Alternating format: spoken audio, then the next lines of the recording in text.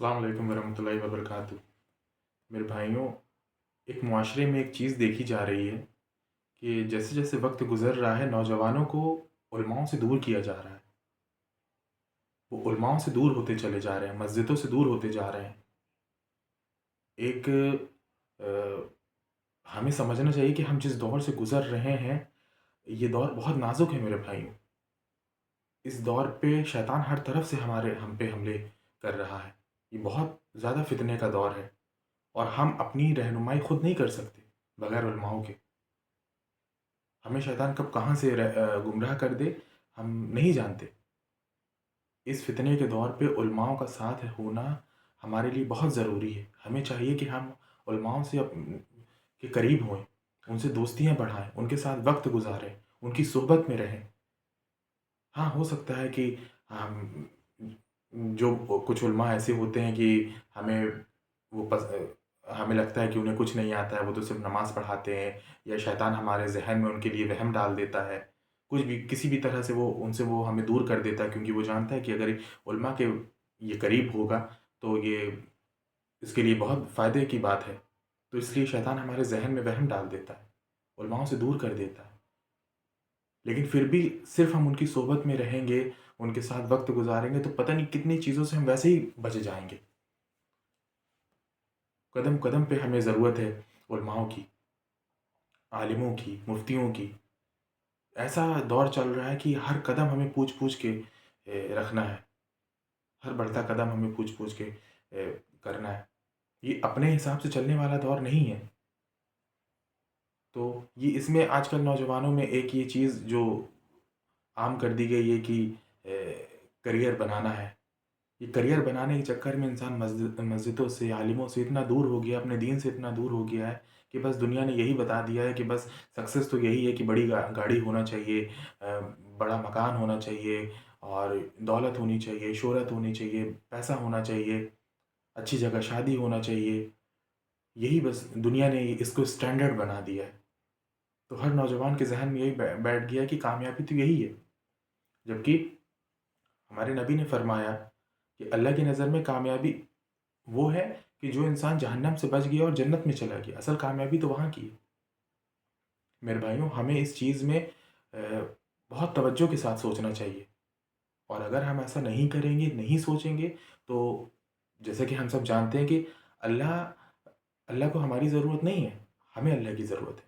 یہ جو ایمان، دین ایمان ہمیں ملا ہے، ایمان کی دولت ہمیں ملی ہے، اسلام ہمیں ملا ہے، یہ اللہ کی نعمت ہے۔ اور جو لوگ اللہ کی نعمت کی قدر نہیں کرتے، اللہ ان سے وہ نعمت چھین لیتا ہے۔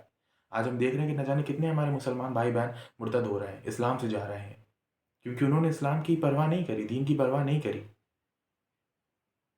انہوں نے کسی علماؤں کا صحبت نہیں، نیک لوگوں کی صحبت نہیں اختیار کری، تو جو ڈاؤٹ ان کے ذہن میں تھے وہ بڑھتے چلے گئے، انہوں نے کسی سے کلیئر نہیں کیا۔ ہو سکتا ہے کہ کچھ علماء ہماری چیزوں کو کلیئر نہ کر سکیں، ان کے آنسر ہمیں سیٹسفائیڈ نہیں کر سکیں، لیکن ایسا نہیں، ہمیں اور تلاش کرنا چاہیے۔ اگر ہم یہ نہیں کریں گے اور علماؤں سے دور ہوتے جائیں گے اور اسلام سے دور ہوتے جائیں گے تو پھر اللہ ہمیں دور ہی کر دے گا۔ پھر اسی طرح ہمارا بھی حال ہوگا کہ اسلام سے ہم ہاتھ دھو بیٹھیں گے، اور اللہ ہماری جگہ دوسرے لوگوں کو لا کے کھڑا کر دے گا۔ آج ہم دیکھ رہے ہیں کہ غیر مسلم جو نئے آ رہے ہیں وہ مسلمان سے زیادہ اسلام کو جان رہے ہیں اور اس میں عمل کر رہے ہیں۔ ہمیں یہ چیز میں بہت غور و فکر کرنے کی ضرورت ہے میرے بھائیوں۔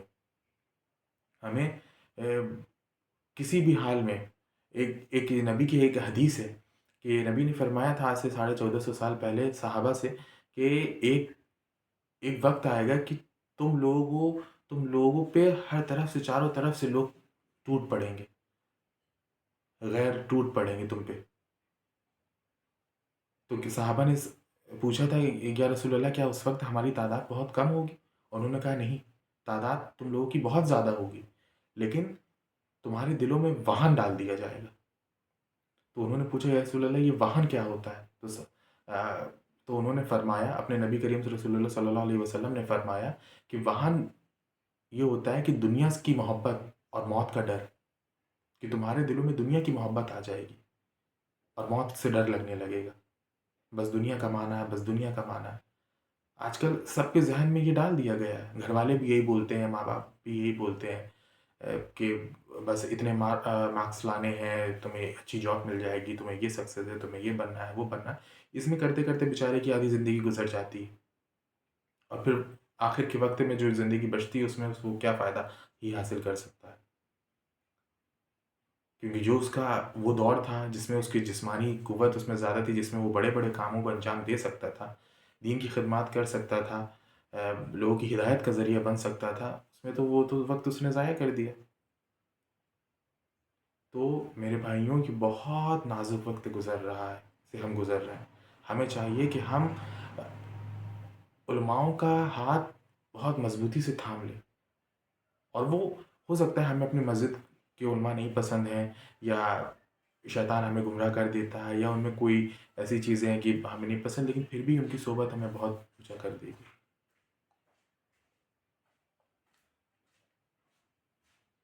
علماؤں سے علماؤں کے لیے اپنے دل میں غلط فہمی نہ پالیں۔ آج کل بہت سے لوگ کہتے ہیں جو علماء ان کے قریب ہیں، ارے ان سے کیا، انہیں تو بس نماز پڑھانا آتا ہے، یہ تو کچھ نہیں جانتے، یہ تو کچھ نہیں کرتے۔ تو نہیں، انہیں بہت کچھ پتہ ہے۔ آپ ان کے ساتھ رہیں، جانیں، نہ جانتے جانتے آپ بہت کچھ جان جائیں گے، بہت چیزوں سے، بہت گناہوں سے بچ جائیں گے۔ اللہ ہم سب کو کہنے سننے سے زیادہ عمل کرنے کی توفیق عطا فرمائے۔ اللہ ہم سب کو ہدایت دے۔ السلام علیکم ورحمۃ اللہ وبرکاتہ۔